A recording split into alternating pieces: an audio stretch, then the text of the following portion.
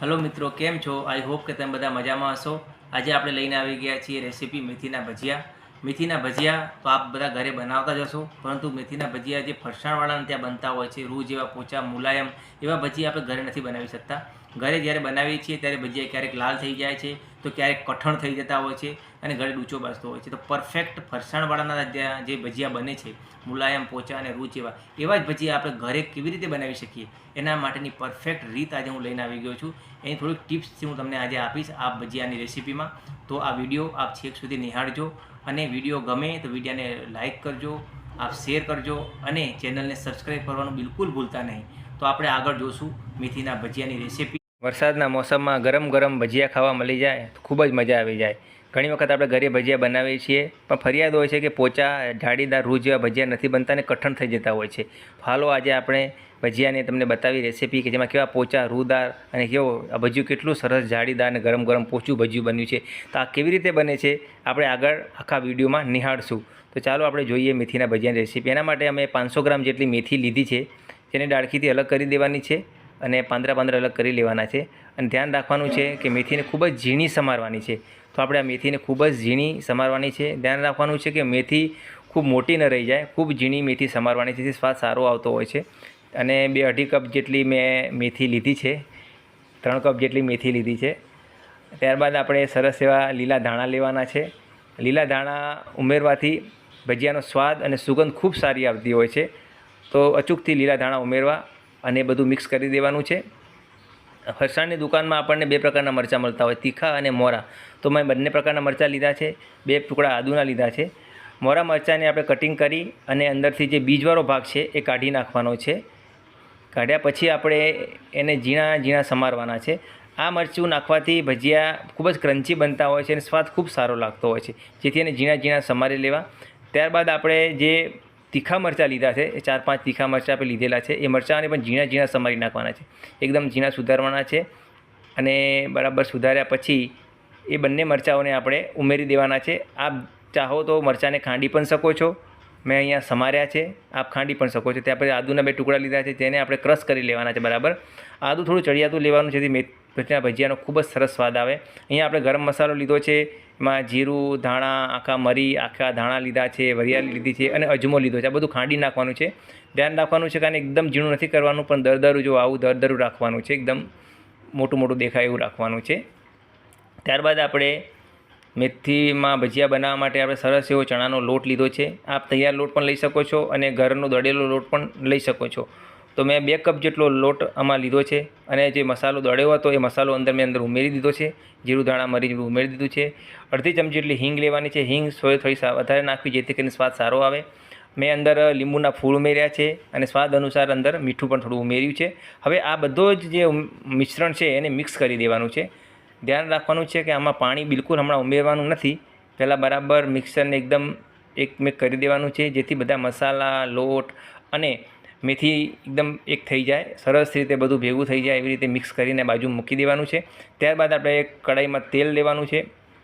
તેલની અંદર રાઈ ઉમેરવાની છે, રાઈને ફૂટવા દેવાની છે. રાઈ થોડી ફૂટે એટલે મીઠી લીમડીના પાનના અંદર ઉમેરવાના છે, અંદર લીલા મરચાં ઉમેરવાના છે. આ આપણે સરસ એવું ભજીયાની સાથે જમી શકાય એના માટે આપણે કઢી બનાવવા જઈ રહ્યા છીએ, ખટ મીઠી કઢી. હળદર ઉમેરવાની છે. આગળ આપણે અડધા ધાણા લીધા હતા, જે થોડાક પોચા કરી નાખ્યા હતા, એ નાખવાના છે.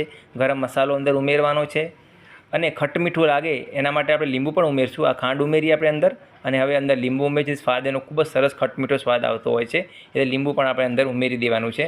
ત્યારબાદ સરસ રીતે બધું હલાવવાનું છે અને એક બાજુ વાટકામાં આપણે લોટ લેવાનો છે અને લોટને સરસ અંદર પાણી ઉમેરીને એક એનું ગોળ બનાવી લેવાનો છે. આ ગોળને આપણે કઢીનું જે બનાવ્યું છે કઢાઈમાં એમાં આપણે ઉમેરવાનું છે સરસ રીતે. આમાં છાશ નથી ઉમેરવાની. ધ્યાન રાખવાનું છે કે ભજીયા જ્યારે બનાવીએ તો ભજીયાની જે કઢી હોય એ છાશ વગરની જ કઢી હોતી હોય છે, એમાં છાશ નથી હોતી, પાણીમાં બનાવવાની હોય છે. અને ચણાનો લોટ ગોળ કરીને ઉમેરવાનો હોય છે. જો મેં અંદર ઉમેરી દીધો છે સરસ રીતે. અને હવે અંદર થોડીક ઉપર ખાંડ ઉમેરી દેવાની છે, જેથી કરીને મીઠો અને ખાટો એટલે ખટ મીઠો સ્વાદ આવે. આપણે સરસ એવું અંદર લીંબુ પણ ઉમેર્યું છે.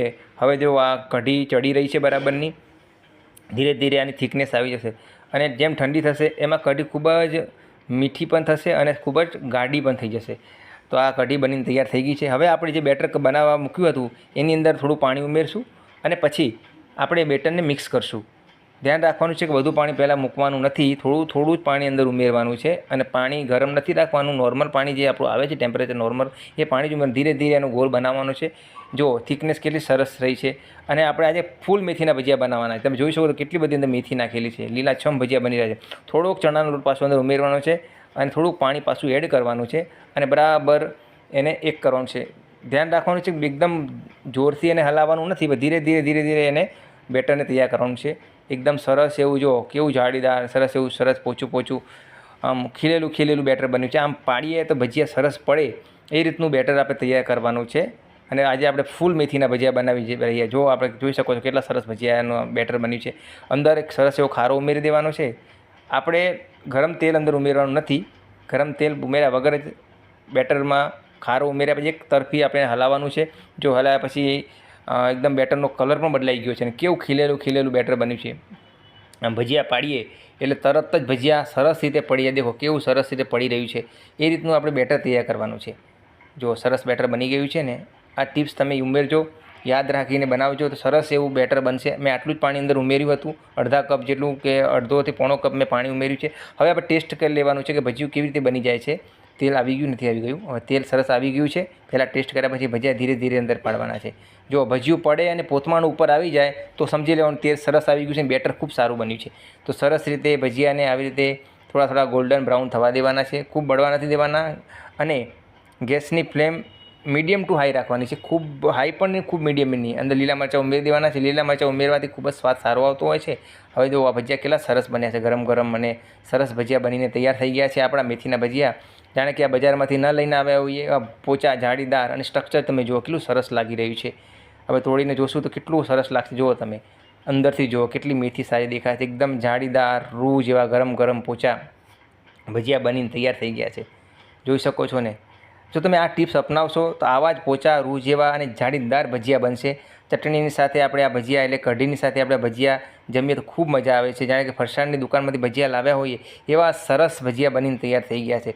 આ રેસીપી આપને ગમી હોય તો આ રેસીપીને લાઇક કરજો, આ વિડીયોને લાઇક કરજો, ચેનલને સબસ્ક્રાઈબ કરજો. જય હિન્દ, જય ભારત.